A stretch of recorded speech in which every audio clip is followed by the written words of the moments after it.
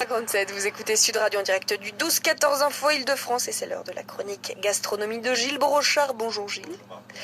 Alors aujourd'hui Gilles, votre chronique pourrait s'intituler Le cœur au sud, puisque vous avez découvert la semaine dernière la cuisine ensoleillée d'un chef au cœur d'un bel hôtel et vous êtes revenu conquis, enchanté. Oui, cette fois-ci, après Florence, Margot, j'ai pris le train et en moins de 4 heures, je suis arrivé à Toulon, dans le Var, avant de rejoindre en voiture en un quart d'heure le resort Dolce Frégate à Bandol.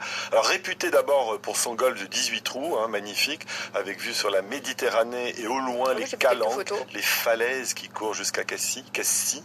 Je vous parlerai moins des 133 chambres avec terrasse et vue imprenable, mais mon vrai coup de cœur, c'est pour le restaurant qui s'appelle le Mât des Vignes, MAS évidemment, et pour la cuisine d'un chef inventif, Patrice Laffont, alors L-A-F-O-N, attention il a perdu son T, 1m92, 36 ans, belle tête de passionné, joli sourire, convaincant, élève de Jean-François Rouquette au Parc Hyatt Vendôme à Paris, donc c'est dire, un cuisinier qui semble heureux de créer, de chercher, d'essayer les meilleures textures, les meilleurs accords entre un légume, une viande, un poisson, entre une sauce, et on sent qu'il a été saucier, et une cuisson parfaite. Son maître mot, le partage, et son credo, la gourmandise. Et surtout qu'en ce moment, on est en train de quitter l'hiver tout doucement.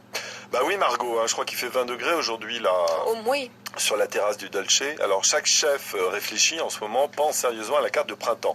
Alors surtout quand on est dans le sud-est, entre Bandol et Saint-Cyr-sur-Mer, et que vous travaillez avec des gens sensibles et surtout à l'écoute de la terre et de ce qui pousse naturellement. Je veux parler de Daniel et de Denise Vuillon, qui sont les créateurs de l'AMAP, vous savez, l'association pour le maintien d'une agriculture paysanne.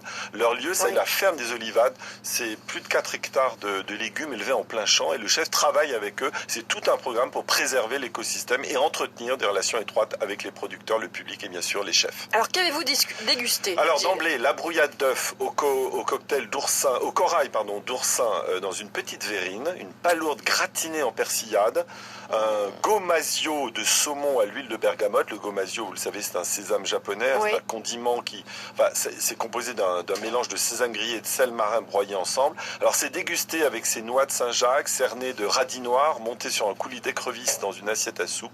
Le radis noir justement contrebalance par son côté croquant et légèrement amer l'acidité du plat, car le chef a ajouté un blanc en neige au yuzu en superposition avec du poivre de Népal.